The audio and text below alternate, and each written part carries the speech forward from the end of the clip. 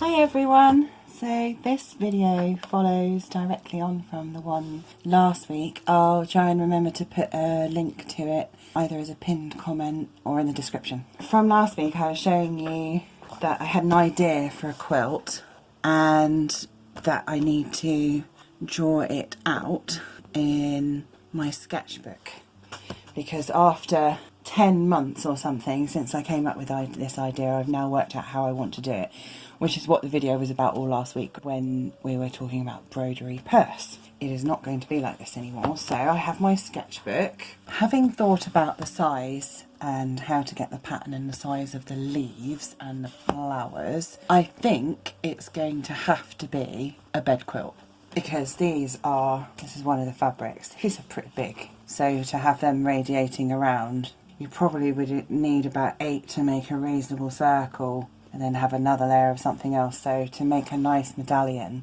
So I think the best thing to do is for me to draw it out, then go and iron on all the bondaweb and cut out as many flowers and things as I can. So most bed quilts are rectangular. We don't need to really worry about the size too much, so there's not going to be any measurements. But I do know that on a bed I would like there to be an overlap of about 4 inches over the sides. Not sure about the top and the bottom. We'll see how it goes, what fabric we've got. So because I want to machine applique the Broderie Perse onto the quilt, obviously if this is going to measure something like 6 foot by 7 foot or something around those sort of measurements, there's no way I can tidily get the bulk of all this fabric under the machine to machine on the central medallion. I think the best thing is for me to cut a square of the black background like that, and then make sure that the design fits inside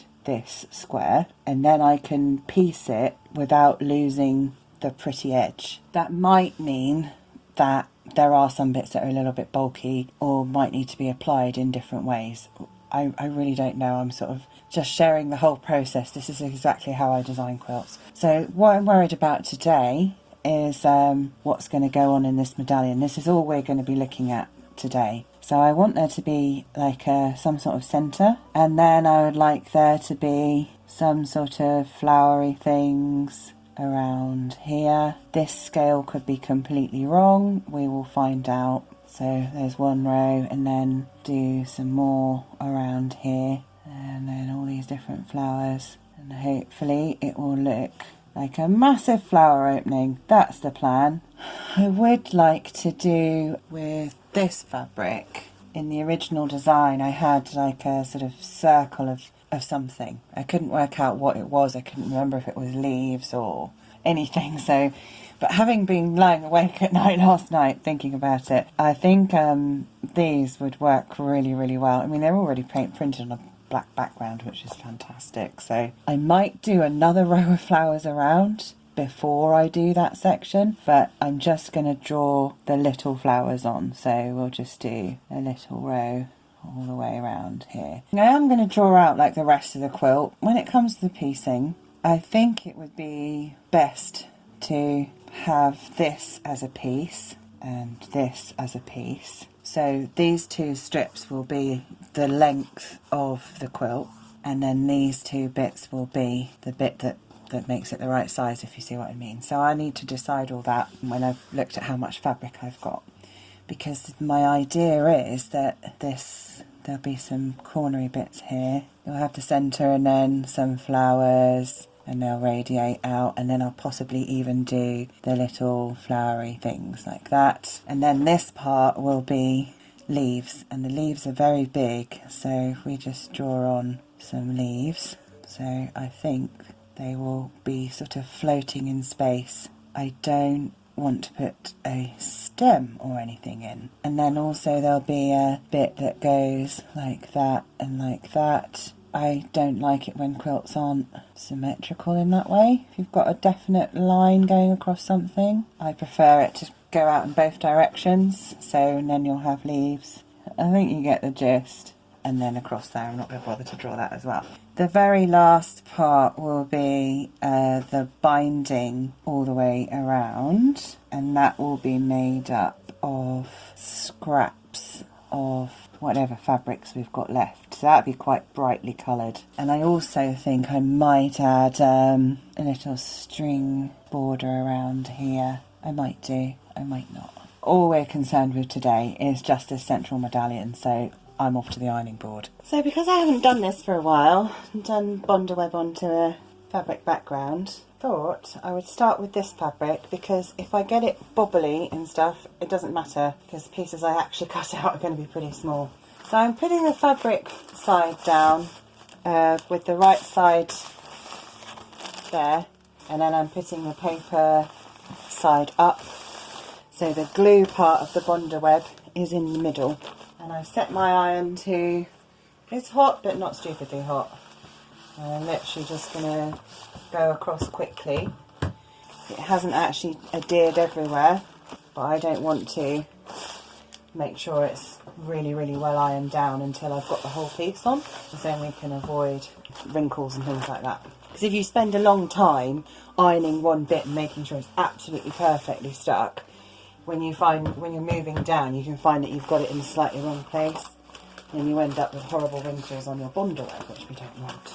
So now I'm turning it over, trying to use this iron, which I think needs cleaning because it keeps catching on this fabric.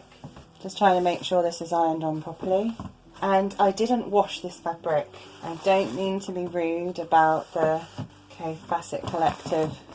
Designs are beautiful. I think they've changed who makes their fabric anyway. It is slightly better than it used to be, but it does have a tendency to fray. And for something like this, I actually want to use the size in the fabric. Obviously it will have care instructions on it when it's done, and if someone doesn't want it to get that hand quilty look, they can always have it dry cleaned and it shouldn't affect it at all. And we're just going to make sure it really is properly stuck now. Not all bondaweb or bonding things are equal, so follow the instructions of the one that you've got, the manufacturer that supplied it to you. So now, just like I always say, put it on one side, let it cool and leave it for as long as you can. Don't touch it, just leave it alone. Right, on to my next one. So I'm going to go and do some more messing around with bondaweb. So I just wanted to check in and show you what I've done so far. I've got all of these that I've cut out. So I've done some of the roses, some of these. I've done quite a lot of these actually. I didn't realise how many I'd done, so that's quite nice. They're actually easier than I thought to make look pretty decent. And you can kind of fudge it where there's been things overlapped, and you can make it look how it's supposed to, because that is actually mostly not covered by anything else anyway. With a little bit of judicious cutting it looks fine. Done those, I've done some of the hydrangea, and then I've done all of these. These ones you can see I've left a black border around. That's because I want to stitch those on in black. These are the ones that are going to make up the border that we talked about. I can't see my sketchbook, I think it's buried under fabric. My slight miscalculation, well, there's two slight miscalculations. So one, I hadn't anticipated how long it was going to take me to cut all of these out. I have spent 4 hours now, not all in one go, cutting. First of all, I ironed it all. It took me less than half an hour to iron all the fabrics. I ran out of bondaweb. That's my second miscalculation. I need to order some, but for the sake of this video, I really wanted to show you what it was going to look like, this grand plan, grand idea, and to prove that I too get a bit carried away sometimes. I think it's okay, because actually, in a weird kind of way, it's made it so that when I come to stitch it onto the fabric and to finalise the medallion thing, I kind of now know what I want it to look like. Whereas if I'd had plenty of everything, I possibly would have cut everything out, you know, and spent hours and hours and hours cutting everything out, only to realise that I didn't need to. I absolutely love these. I've got a few more here to cut out. I think they're going to work brilliantly. They look really good. I love the hydrangeas. Don't know how successful they're going to be. We'll worry about that another time. Absolutely love the roses. The roses are gorgeous. Basically, all of these are what I could get that showed full flowers, you know, instead of being very stylized or very tiny prints. So I was looking through these and I was trying to work out why I didn't like them very much. Except the ones I do like that, I like that more than this. But that's not the colour palette I want. It still isn't the colour palette I want, however much I like it. Do you know what it is? It's the green middle. for me it doesn't work. So I had this brilliant idea, which is to put one of those over it, and suddenly it makes it fine. Well, in my eyes, it makes it fine, and as I'm the one that's making it, that's what's important. I'm still going to show you the beginning of making the medallion. I need some more bondaweb before I cut out the rest of the orange and yellow, which I think is the sort of predominant colour that I want out of those. So what I'm going to do is lay it all out, but what I'll do is I'll use these as sort of placeholders to show how big I want the central flower, and how I'm going to use that to mark out the border of the medallion. And then these ones I will actually iron on, and I will actually show you how to stitch them on as well. So we'll actually have the square part, I'll show you marking it out and all of that sort of thing. But then these ones I'm not going to be able to, because for the sake of another 3 or 4 meters of bondaweb, taking a little bit more time has made me reassess what I was going to do. Originally I was going to top stitch all of these on in various shades of rayon, you know, pinks and whatever went. And then I'm looking at it and I'm thinking, that's going to be a nightmare. For the first time in my entire life, when it comes to fabricy stuff, I'm going to find some sort of monofilament to stitch them on, which might not sound terribly nice, but I think it's the right solution for this. The important thing in this quilt is the Broderie Perse. It's the flowers. It's not good how good my applique is, and I'm not doing needle turn applique, and it's too late anyway. I can't. I've already cut them off. So it's not about my sewing. It's about the flowers and what I want them to look like. That's the focus. So I actually think monofilament might work rather well. So I think what I'm going to do for the rest of today is cut out as many of these tiny things as possible, and then I'll come back to it with fresh eyes and some good decisions made tomorrow. Right, now we're getting to this sort of exciting stage. I've just measured the fabric because I couldn't remember how much I had bought. Apparently it's 4 meters. So I obviously intended this quilt to be pretty big and not to run out of this black, which I know I can't get again. So I think I'm going to go with simplest is best for the medallion. I don't want any seams through it. I don't mind having seams around it, but I don't want any seams through it. I want it to be a complete square. I've measured the width of the fabric. It's just over 44. It's about 44.5 inches. So I think the easiest thing to do will be to measure 44 inches that way. Tidy up the edges, and then I've got myself a square. And then the other thing I will say, I had talked about doing a rectangular quilt. When I went back to the original design, it's a square, and I think because the whole point is the central floral motif, this flower blooming, I think it's important that it's a square. That doesn't mean it can't go on a bed, just means when I cut the other bits, they are going to make it into a bigger square. So I'm going to start with a square for this bit, and then I'll add the rest of it on later to make it into a full-size quilt. The other thing I noticed was how much bigger this was. Now I know this is only a rough drawing, but how much bigger this is than this. I mean, even if I brought the square out like that, you know, we'll see how big a 44-inch square looks. Now I just need to measure 20 inches from there. Lining this up with the ironed edge or the folded edge, which seems to be pretty accurate, and the print of the fabric. So it still leaves us acres of fabric. It's going to be a nice big quilt. There's another advantage to using the width of the fabric is that I know the top 2 pieces are literally just going to be cut off of the width of the fabric and they'll be the right size, so that's handy. I am going to have to find my rotary cutter now to cut off these salvages. So I'm just going to try and do this by eye. It's a little bit wavy with the movement of the fabric. I'll just take off that salvage there. It's possible that it's not an exact square, but I can tidy that up when I'm stitching it in, when I'm stitching the other bits on. Now I'm going to turn my cutting table into an ironing table.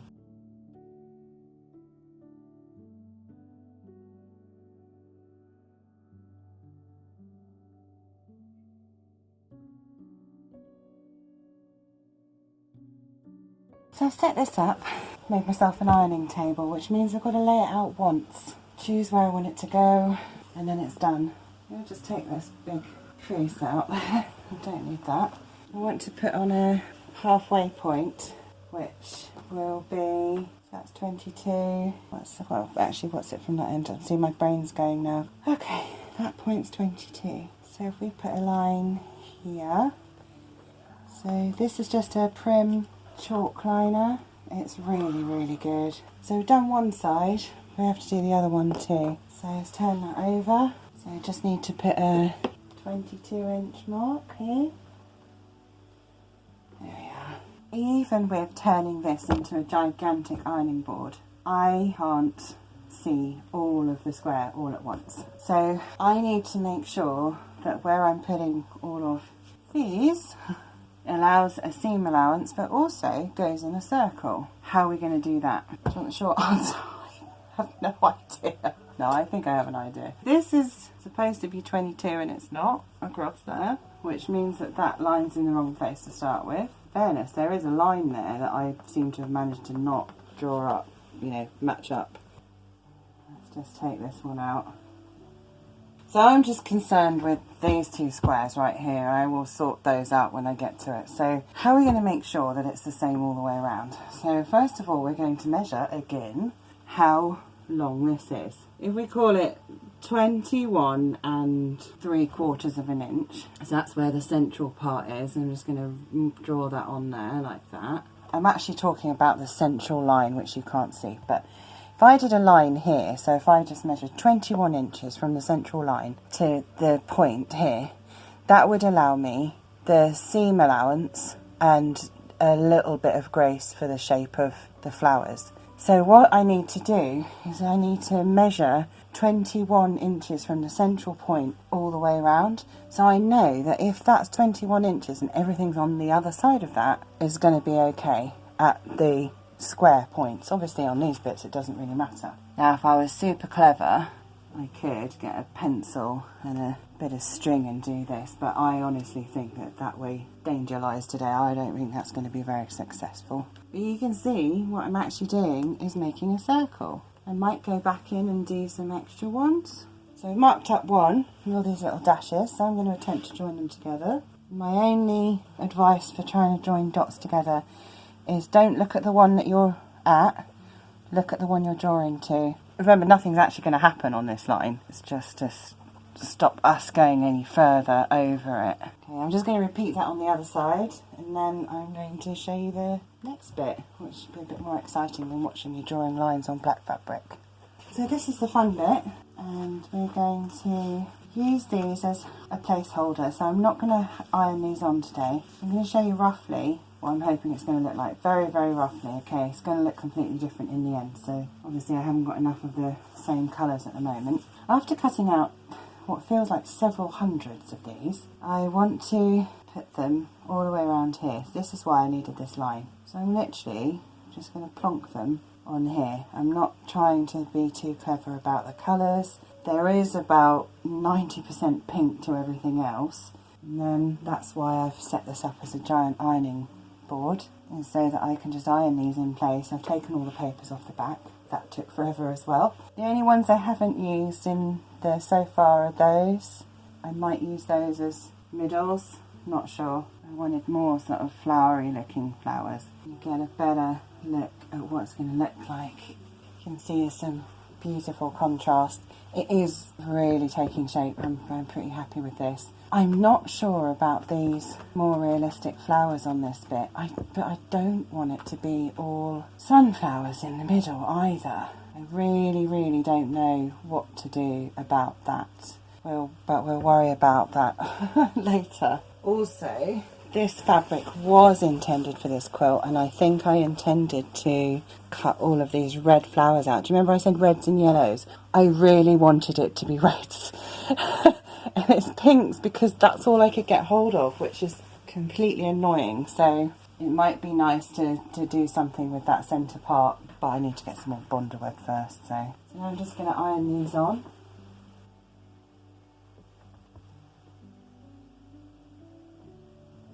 I'm just going to pull this down a little bit so I can just do that there. You could actually make a really cool tablecloth like this, couldn't you? I'm really pleased with that. that is exactly what I wanted. This is going to be one big medallion. I'm going to go and have a play and try and get the other half ironed on. So I just wanted to come back and show you this. I just wanted to play with the centre part, and I think I've worked out how I'm going to do it. I think these are going to form the next part around whatever one I use in the centre, and then these will be more like petals. I think we seriously need to get rid of these green middles, so if I just pop that on there, see, that's a lot less offensive, isn't it? And then I want to make them look actually like petals, so I think they'll overlap sort of like that, but without the green middles. See? So I think that's what that will be. It'll have the hydrangeas around to make like the frilly part of the middle. Then it will have these round as petals, and then I think there'll be another row sitting in this space as well, and that looks really good. The ones that didn't look so good were the roses. Now I haven't finished cutting that out anyway, I haven't decided what I want to do with it. And then I suddenly thought, the little empty space here, how would it be if there's just like some roses just sitting there minding their own business? And then if I stand back, you start to get a bit more cohesion between the two different styles of flowers, and that's it. So I wanted to I wanted to share it with you, but also I wanted to put it in this video so that I don't forget. So I think that's it. That's gonna be good. I'm really happy with that. I will of course try out the red flowers as well, but I might just have to settle for this being mostly orange and pink. But that's it. I'm really happy with that. It's going to look like a giant flower made out of flowers, so that's cool. It's coming together. Very excited. So I've done the whole circle. Hope you can see a lot of it. If I just pull that, it looks really good. I actually think it looks better in real life. It's very bleached out on these colours. Let's see if I can get it better for you. Oh, there you go. That's a bit more what I see. So I've just got to stitch that on, and I'll probably just stitch it on with rayon like I said before. I think that'll look quite nice there. And then I will order some bondaweb and some monofilament. I will put this on one side until the new year now, because I've got some other projects to share with you. They're a bit more seasonal. But there you go, a modern take on Broderie Perse. And it's going to be a stunner of a quilt, I have to say. Now I've got to this stage, I'm pretty excited. I just want to keep doing this. I think I've got today and tomorrow before I need to start filming something else. So anyway, thanks for joining me. If I manage to get any of the sewing done, I'll film it and I'll just add it onto the end of this. And just to show you like a little close-up or something. If I get time and if I feel a lot better, I will do that. And we'll see you again next time. Okay, bye.